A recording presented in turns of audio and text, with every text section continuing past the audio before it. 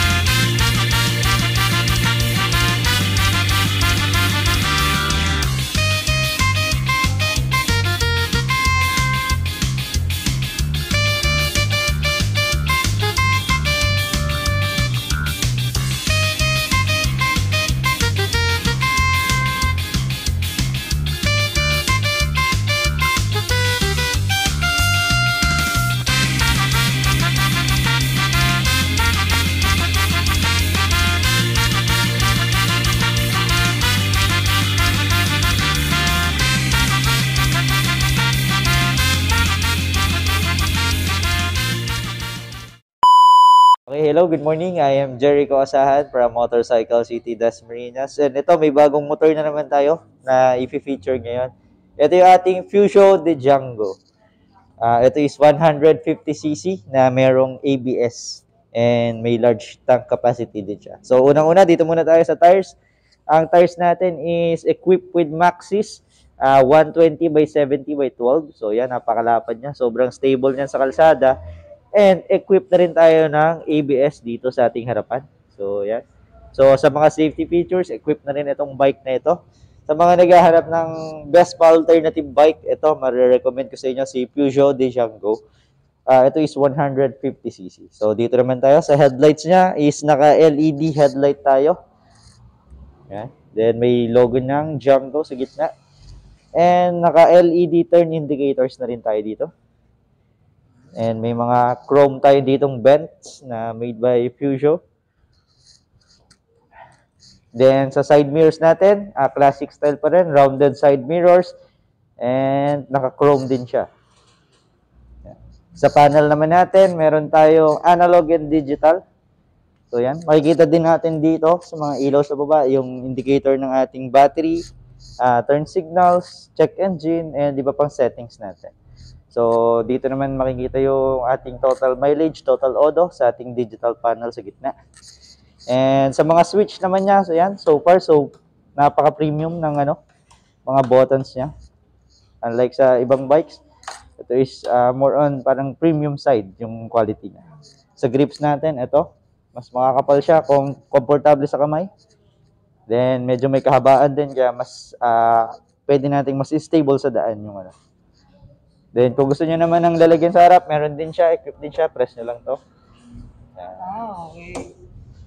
Then, pag ilalak nyo, dito lang. So, napaka-linis and stylish ng design. And meron din tayong compartment dito. Para i-open natin yung compartment sa harap, yung ating gas tank, twist nyo lang sa left.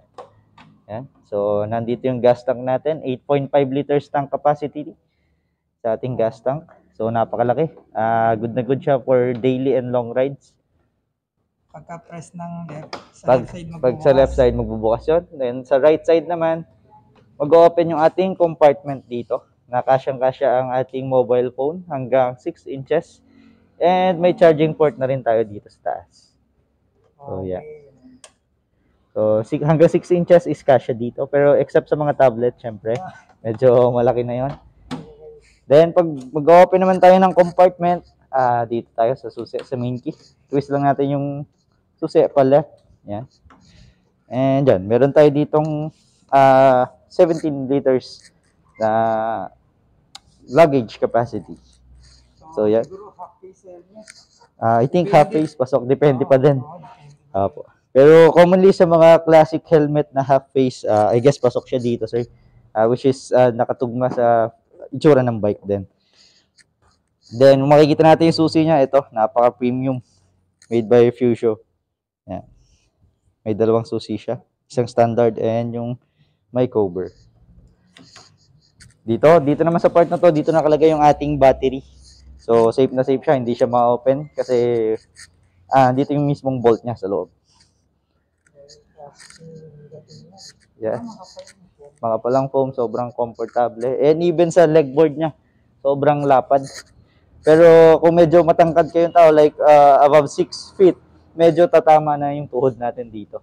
Pero kung mag-a-atras tayo ng konti, I think medyo lulusot naman.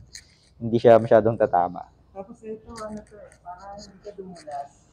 May grip na siya. And another safety feature siya, sir, meron siyang kickstand switch. So once na binaba natin yung kickstand, namamatay din yung engine natin. Dito naman tayo sa rear. Sa rear natin, CVT transmission tayo. Wala pa rin tayong kickstart like the usual bikes. Pero yan, naka-disc brake tayo sa rear. Naka-2-pot disc brake tayo sa rear.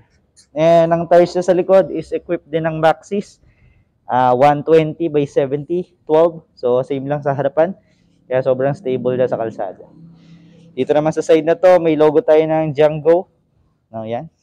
Chrome plated siya, kaya litaw na litaw din yung pangalan niya. And sa rear, may LED turn indicator tayo and LED na taillight din. So sa gabi, kitang-kita. More on parang classic talaga ang itsura datingan ng Django natin. Parang mayroon siya ditong lining na Chrome. Tapos ang kanyang step na. So, medyo tago. Itutulak mo lang, no? So, ito ang tawag lang. Yeah.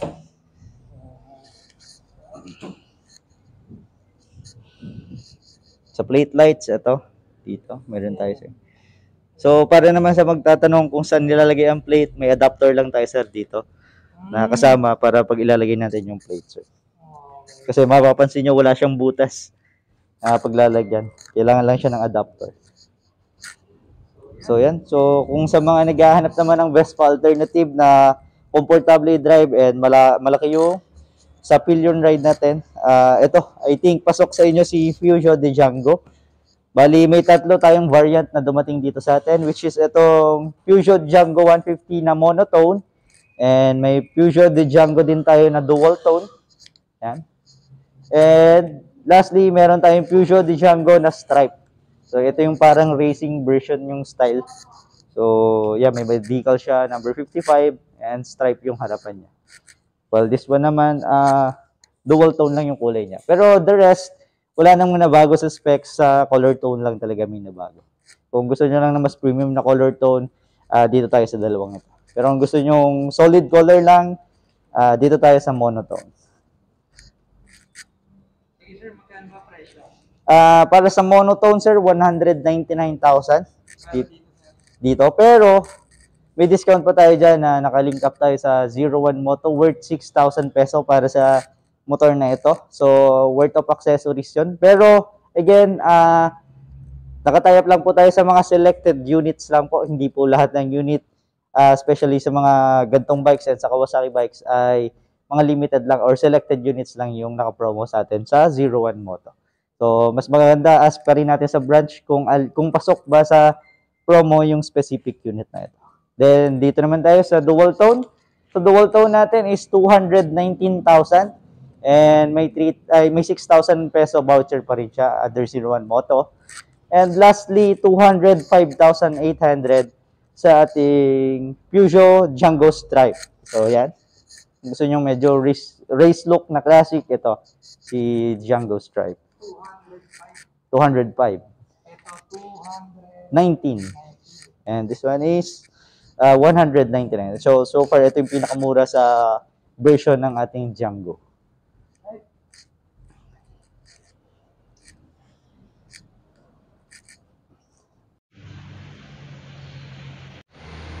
Alright guys, so good morning, no? Nandito pa rin tayo sa Motorcycle City Dasmariñas. Yan, kasama natin si Sir Jericho. Alright sir, sige, invite mo sila rito sa inyong branch. Okay, come and visit Motorcycle City Dasmariñas, and we are located at Block 4, Lot 1, Unit A, number 66, Governors Drive. Landmark natin is in front of Phoenix Gas Station, and katabi po kami ng Bloomin Resort. Along the highway lang po ito. So, kung may nagustuhan kayong unit, feel free to message sa page, and feel free na mag-visit sa branch namin para ma-assist namin kayo. Yan lang po. Maraming salamat po sa mga sumusuporta kay Mr. J Motors and sa Motorcycle City Dasmariñas. Ayan, so thank you very much, no.